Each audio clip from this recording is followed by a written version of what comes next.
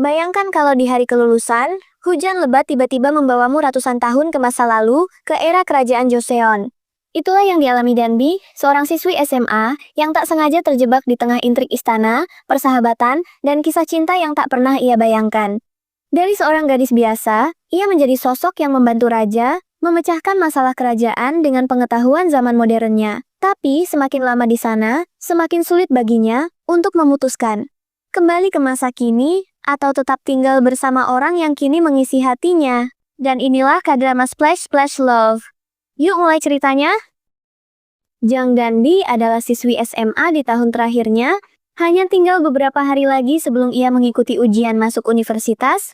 Masalahnya ia sangat buruk dalam pelajaran matematika. Saat pelajaran berlangsung, Danbi selalu tertidur di kelas matematika, yang membuat gurunya kesal. Suatu hari, sang guru memanggilnya ke depan untuk mengerjakan soal di papan tulis. Seperti biasa, ia tidak bisa menjawab apapun. Guru pun memarahinya di depan seluruh kelas. Ketika pulang ke rumah, Danbi tidak belajar. Ia malah menghabiskan waktu bermain ponsel dan mendengarkan musik. Ibunya yang melihat tingkahnya menjadi kesal. Ia berkata bahwa jika Danbi mengerjakan soal matematika dengan semangat seperti saat menghafal lirik lagu, pasti ia sudah jadi jenius. Ibunya juga bercanda bahwa Danbi mungkin mewarisi kesulitan matematika dari ayahnya, yang juga tidak pandai berhitung. Ia menambahkan, jika terus seperti ini, tidak ada universitas yang mau menerimanya. Yang paling membuat Danbi kesal adalah ketika ibunya mengganti saluran TV ke drama sejarah yang selalu ia tonton. Danbi pun menyerah dan meninggalkan ruangan, pergi ke rumah sahabatnya. Sahabatnya kembali mengingatkan bahwa ini adalah kesempatan terakhirnya untuk masuk universitas. Jika ia gagal sekarang, ia tidak akan punya masa depan, dan tidak tahu harus kemana. Keesokan paginya Danbi bangun kesiangan. Ia bergegas keluar rumah, sudah terlambat untuk ujian besarnya.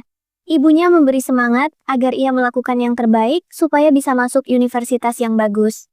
Dalam perjalanan, Danbi merasa gugup, terutama menghadapi bagian ujian matematika. Ia mencoba belajar di dalam bus, sampai tiba di lokasi ujian.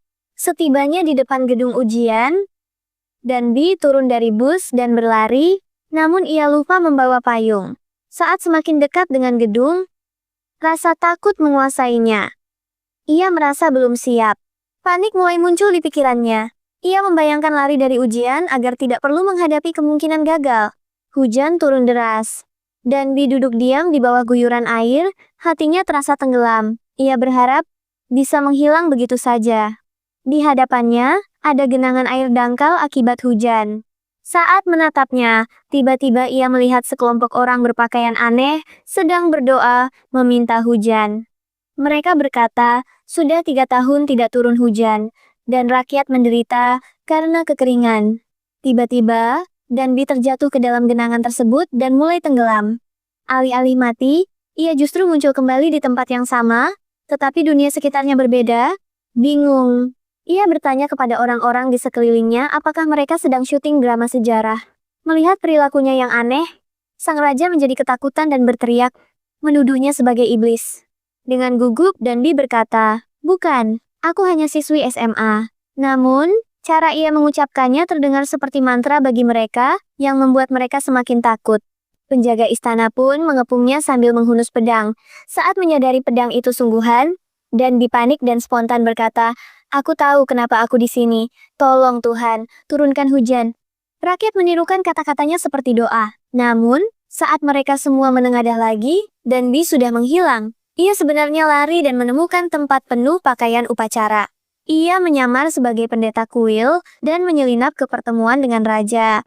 Dalam pertemuan tersebut, raja mengumumkan bahwa mereka harus berhenti mengandalkan takhayul dan mulai mempelajari ilmu pengetahuan serta matematika untuk memecahkan masalah kerajaan. Namun, kepala pendeta menentang, mengatakan bahwa matematika hanyalah takhayul lain dan mustahil memahami alam lewat perhitungan. Ia mengklaim kekeringan terjadi karena langit murka kepada raja, dan satu-satunya cara mendatangkan hujan adalah raja melakukan ritual suci bersama permaisuri. Diam-diam, Danbi keluar dari pertemuan untuk mencari ponselnya, tapi ia tertangkap lagi. Saat menunggu raja datang, ia berpikir mungkin bisa kabur setelah hujan turun. Namun, raja mengatakan bahwa sudah 3 tahun tidak turun hujan. dan ia sendiri tidak menyukainya. Raja memutuskan untuk segera menghukumnya mati. Panik, Danbi memohon, "Tolong tunggu. Aku hanya murid dari masa depan. Aku datang ke sini tidak sengaja." Ia mencoba meyakinkan bahwa ia tahu banyak tentang sejarah. Ketika itu tidak berhasil, ia cepat menambahkan bahwa dirinya juga sangat pandai matematika. Raja yang tertarik pun menunda eksekusi dan memintanya membuktikan kemampuan. Ia memberinya soal teorema Pythagoras. Awalnya Danbi bingung dan berkata ia tidak mengerti tulisannya.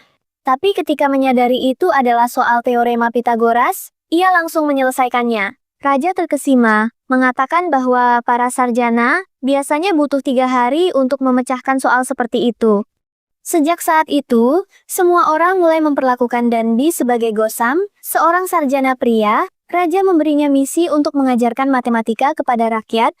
Jika berhasil, ia akan diizinkan pulang ke dunianya. Namun, Raja menjadi murid pertamanya, dan Danbi kaget mengetahui Raja bahkan tidak bisa menghitung. Danbi mulai mengajari Raja dari hal paling dasar, yaitu angka, penjumlahan, dan pengurangan, hingga perkalian. Mereka kemudian bersiap untuk mengikuti lomba matematika, melawan musisi dari kota saingan. Jika Danbi kalah, ia akan dihukum. Ia pun berani menantang Raja dan bahkan memukulnya karena frustrasi saat Raja salah menjawab. Para pengawal langsung masuk, siap membunuhnya karena berani menyentuh Raja, tetapi Raja menghentikan mereka sambil tertawa. Mereka selalu menyembunyikan semua kertas matematika setiap kali permaisuri datang, berpura-pura sedang berlatih musik. Suatu hari, Raja menyadari Danbi kelaparan dan mengajaknya makan bersama. Namun, ia tidak menyukai makanan istana, sehingga ia membawanya ke dapur. Dengan bahan dari tasnya, Danbi membuat mie instan pedas untuk Raja. Raja sangat menyukainya, meski rasanya pedas. Saat Danbi menawarkan air, Raja menolak karena ia menikmati rasa pedas tersebut. Keesokan paginya, seluruh istana mendengar Raja berteriak. Saat Danbi memeriksanya, ia melihat Raja menempelkan jimat pelindung di telinganya, mengira ia telah dikutuk. Danbi memutar mata dan berkata, "Bukan begitu yang mulia, itu cuma mie, bukan sihir. Rasa pedasnya saja yang membuat perutmu bereaksi." Raja bertanya, "Apa itu perut?" Danbi pun menjelaskan apa itu perut, usus, dan jantung, lalu berkata, "Kalau kamu letakkan tangan di dadamu, kamu akan merasakannya berdetak." Raja menjawab, "Aku tidak merasakan apapun." Danbi tersenyum dan berkata, "Tidak apa-apa. Suatu hari, saat kamu bersama orang yang kamu cintai, kamu akan merasakannya sendiri." Raja semakin terkesan dengan pengetahuan Danbi dan mulai menganggapnya sarjana hebat. Ia memintanya mengajar semua sarjana istana Joseon, bukan hanya matematika, tapi juga ilmu pengetahuan dan pertanian. Malam itu, Raja memberinya buah jeruk. Danbi berterima kasih secara santai, tanpa upacara. Raja kesal dan berkata, "Kamu ini pengembara Joseon. Seharusnya buah ini disimpan 3 hari. Kamu tidak menghargai rezeki." Danbi tertawa dan menjawab, "Itu cuma jeruk, jangan terlalu dramatis." Beberapa hari kemudian, mereka bermain bola di halaman istana, membuat Raja berlari untuk pertama kalinya dalam beberapa tahun. Keesokan harinya, Raja berbicara dengan calon istrinya, dan mengatakan bahwa malam ini ia akan diberi ramuan cinta di supnya. Setelah itu, mereka akan segera menikah. Namun, takdir berkata lain. Mangkuk sup itu malah sampai di tangan Danbi. Setelah meminumnya, ia bertingkah aneh, dan akhirnya tertidur di istana. Saat bangun, ia terus meminta maaf kepada Raja, tetapi Raja berkata, "Tidak terjadi apa-apa. Lupakan saja." Mereka berjalan-jalan keluar istana, dan Raja berkata bahwa jika Danbi berhasil menyelesaikan misinya, ia akan diberi pangkat tinggi di Dewan Kerajaan dan seekor kuda kerajaan. Namun Danbi menjawab, "Aku tidak mau apa-apa. Begitu hujan turun, aku akan kembali ke duniaku." Raja berkata, "Kalau begitu, mulai sekarang jangan perlakukan aku seperti raja. Kita setara, pria dengan pria." Keesokan harinya, musibah terjadi. Danbi ditangkap dengan tuduhan menghina raja. Ia diikat di tangan dan kaki, bersiap untuk disiksa. Raja datang dan menjelaskan kepada para pendeta bahwa sarjana muda ini memiliki pengetahuan yang berharga. Salah satu pendeta memanfaatkan kesempatan ini dan berkata, "Kalau begitu, aku akan mengujinya sendiri. Ia punya waktu 2 minggu. Jika hujan belum turun, kita eksekusi dia." Danbi tidak menyerah. Ia terus belajar dan menghitung segalanya. Musisi istana membantunya membuat alat pengukur curah hujan. Tanpa diduga, Hujan mulai turun. Danbi sangat gembira. Namun, Raja teringat kata-katanya bahwa ia akan pergi setelah hujan turun. Ia segera pergi ke rumah tempat Danbi tinggal dan mendapati gadis itu menangis di depan alat pengukur hujan. Raja berkata, "Kamu harus kabur sekarang. Aku sudah menyiapkannya. Kapal menuju Ming sedang menunggumu." Namun, Danbi menggeleng dan berkata, "Aku seumur hidup selalu lari. Aku sampai di sini karena kabur dari duniaku." Pada saat itu, musisi istana yang diam-diam bekerja sama dengan kepala pendeta datang. Kepala pendeta memerintahkannya membunuh sarjana itu karena percaya Danbi benar-benar dari masa depan. Musisi itu berkata, "Kalau itu benar, dia malah lebih berbahaya. Kita harus menyingkirkannya." Musisi itu membawa Danbi pergi dengan menunggang kuda, melintasi hutan hingga tiba di sebuah tempat sepi. Ia berkata, "Aku sudah lama tahu kamu perempuan, tapi aku pria terhormat. Rahasiamu aman bersamaku." Danbi menjelaskan bahwa ia tidak berniat menyamar, hanya saja pekerjaan itu diberikan kepada seorang pria, dan ia tidak punya pilihan lain. Sementara itu, di istana, kepala pendeta mencoba meyakinkan raja bahwa semua ilmu yang diajarkan Danbi harus dimusnahkan, termasuk bahasa tulisan baru yang sedang ia kembangkan. Mereka harus tetap berpegang pada tradisi dan menghapus pengaruh pemuda itu. Namun, raja tidak bisa menerima hal tersebut. Ia meninggalkan istana dengan menunggang kuda untuk mencari Danbi. Di hutan, para pengawal akhirnya menemukan Danbi dan sang musisi. Musisi itu membiarkan Danbi melarikan diri dan berdiri menghadang para pengawal. Tiba-tiba, permaisuri muncul dengan kakinya yang berdarah. Ternyata ia telah berlari jauh mencarinya. Danbi terus berjalan di jalan setapak hingga sampai di persimpangan dan tidak tahu harus kemana. Ia teringat ucapan raja bahwa matahari adalah jam bagi Joseon. Ia pun mengikuti arah sinar matahari sampai akhirnya tiba di tepi laut. Di sana, raja sudah menunggunya. Malam itu, mereka duduk berdampingan memandangi bintang-bintang. Danbi berkata, "Di masa depan, bintang tidak terlihat seperti ini. Hanya yang paling terang saja yang bisa dilihat." Raja menjawab, "Lihatlah sekarang. Bintang-bintang yang kamu lihat hanyalah yang kamu pilih untuk dilihat. Tapi jika kamu berhenti dan melihat dengan saksama, kamu akan mulai melihat lebih banyak. Bintang-bintang itu selalu ada, hanya saja tidak terlihat sampai kamu memutuskan untuk melihatnya. Mata melihat apa yang diinginkan hati." Setelah hening sejenak, raja mengaku bahwa ia mencintai Danbi. Ia berkata, ingin menciptakan bahasa yang lebih mudah agar rakyat biasa bisa belajar, bukan hanya kaum bangsawan. Danbi tiba-tiba mengeluarkan uang dari masa depan dan melihat wajah raja tercetak di sana. Saat itu, ia sadar bahwa raja benar-benar akan berhasil. Ketika kembali ke istana, raja mengumumkan bahwa ia akan mulai memberi gaji kepada orang-orang yang berjasa bagi rakyat. Mengejutkan, kepala pendeta setuju, mengatakan siapapun yang bermanfaat bagi rakyat harus diberi imbalan. "Bagaimana menurutmu tentang Gosam?" tanyanya. Namun, para bangsawan lain tidak setuju. Mereka percaya Gosam harus dibuang atau bahkan dihukum mati. Meski begitu, Danbi tetap diam-diam mengajarkan raja matematika, menulis, dan cara berpikir rasional tanpa sepengetahuan para pendeta. Suatu hari, saat berjalan di istana, Danbi menemukan permaisuri bersembunyi untuk makan diam-diam. Ia dilarang makan terlalu banyak, agar tidak bertambah berat badan dan merusak penampilan. Danbi menawarkan mie instan dari tasnya. Permaisuri menerimanya, dan sambil makan mereka mengobrol. Sejak itu mereka menjadi teman. Beberapa hari kemudian, permaisuri menemui raja dan mengatakan bahwa ia tahu segalanya. Ia bahkan sudah memberitahu Ratu Ibu bahwa gadis bernama Danbi seharusnya menjadi salah satu seli raja. Tiba-tiba, Danbi dibawa oleh para pelayan istana untuk dipersiapkan. Mereka mendandaninya dan merias wajahnya tanpa penjelasan. Danbi baru sadar bahwa ia sedang dipersiapkan untuk tidur siang bersama raja, artinya ia akan menjadi wanita pertamanya. Menyadari hal itu, ia panik dan lari dari para pelayan. Salah satu kepala pelayan segera melapor kepada raja bahwa Danbi kabur saat dalam perjalanan ke istana. Raja keluar mencari dan akhirnya menemukannya. Ia menarik tangannya dan membawanya ke sebuah ruangan. Danbi berteriak, "Kau bilang kita hanya teman. Aku baru 19 tahun.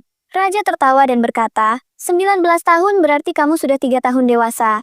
Kamu bukan anak kecil lagi. Lagi pula, aku sudah lama tahu kamu perempuan. Aku belum menyentuhmu kan? Tapi malam ini kamu harus tinggal di sini. Semua orang mengawasi. Jangan khawatir. Aku tidak akan memakanmu hidup-hidup. Sebenarnya, ibuku sangat keras kepala dan sulit dibujuk." Keesokan harinya, Danbi menemui sang musisi. Ia bertanya, Kamu yakin mau kembali ke masa depan? Danbi tidak menjawab. Hatinya penuh keraguan. Ia hanya berjalan pergi dan duduk sendirian. Tak lama, permaisuri datang dan berkata, ada seseorang yang ingin menemuinya. Saat masuk ke ruangan, Danbi melihat ratu ibu yang wajahnya sangat mirip ibunya di masa depan. Ia langsung menangis, membuat semua orang bingung. Malam itu, Danbi mengunjungi sistem astronomi baru Joseon yang ia bantu ciptakan. Sistem ini akan membantu kerajaan menghitung hari dan bulan dengan akurat. Raja lalu mengajaknya melihat sesuatu yang ia kerjakan, yaitu alfabet baru yang terdiri dari 28 huruf untuk mempermudah rakyat belajar membaca dan menulis. Mereka berjalan ke aula utama. Raja meminta Danbi duduk di kursi upacara, lalu ia memasang pin rambut kerajaan di kepalanya, tanda pernikahan. Ia memintanya untuk tinggal bersamanya selamanya. Danbi menangis dan berkata, aku tidak bisa, aku sudah berjanji akan kembali setelah hujan turun. Ibuku menungguku dan mempercayai aku. Raja menjawab, kalau begitu, pergilah temui ibumu dan kembalilah. Mari kita hidup di sini bersama. Namun, ia tetap menolak. Raja kehilangan kesabaran dan berkata dengan marah, kamu benar, masa depan memang lebih baik dari Joseon. Masa depan penuh penyakit, lakukan sesukamu. Ia pergi meninggalkan Danbi dengan hati hancur. Danbi tetap berdiri di aula tanpa bergerak ketika tiba-tiba ia dipukul di kepala dan jatuh pingsan. Seseorang mencoba menusuknya dengan pedang, lalu seluruh bangunan dibakar.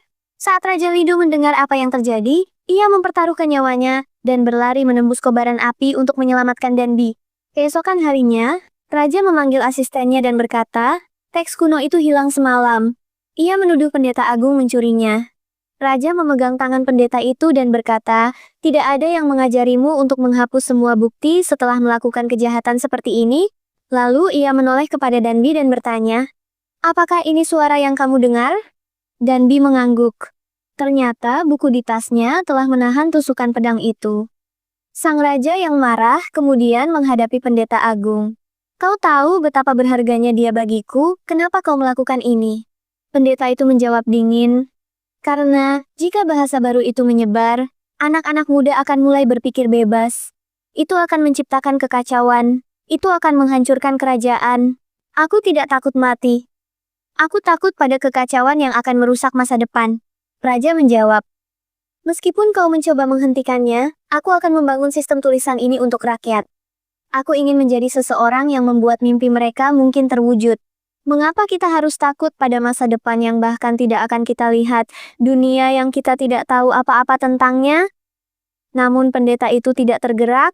Ia berlutut dan berkata, tolong eksekusi aku dan akhiri ini.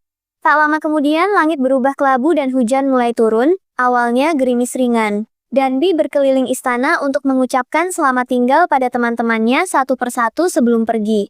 Raja meminta untuk menemaninya berjalan sampai ke titik terjauh. Mereka berjalan berdampingan sampai tiba di tepi pantai. Di sana, Danbi melangkah masuk ke kolam yang sama, seperti saat ia pernah jatuh sebelumnya, dan membiarkan dirinya tenggelam lagi, persis seperti sebelumnya. Beberapa saat kemudian, ia muncul kembali di dunianya sendiri. Ia melihat sekeliling dan menyadari bahwa hanya beberapa detik yang berlalu. Masih ada waktu untuk mengikuti ujian. Ia berlari secepat mungkin menuju gedung ujian, dan melihat gurunya menunggu. Ujian masuk baru saja dimulai. Ia segera duduk di bangkunya dan mengerjakan ujian. Hari itu, setelah pulang ke rumah, ia menemukan ibunya menunggu. Ia berlari memeluk ibunya erat-erat. Segala sesuatu tentang Danbi telah berubah. Sikapnya, cara pandangnya, semuanya bergeser setelah perjalanannya. Ia belajar menghargai orang-orang dan hal-hal di sekitarnya dengan lebih dalam.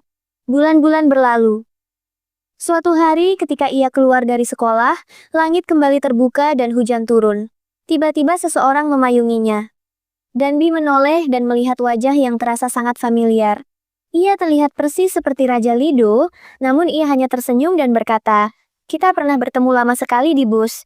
Waktu itu kamu menjatuhkan payungmu.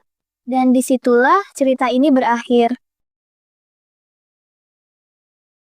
Itulah kisah perjalanan Danbi, gadis masa kini yang secara ajaib terhubung dengan masa lalu. Pertemuan singkat di tengah hujan itu mengubah hidupnya, meninggalkan kenangan yang tak lekang oleh waktu. Meski terpisah oleh abad dan takdir, hati mereka tetap saling terikat oleh langit yang sama. Karena kadang, Cinta bukan soal bersama selamanya, tapi tentang menunggu dan percaya suatu hari bisa bertemu kembali. Kalau kamu suka kisah seperti ini, jangan lupa subscribe, like, dan share video ini. Tekan lonceng notifikasi supaya nggak ketinggalan kelanjutan cerita dan rekomendasi film seru lainnya.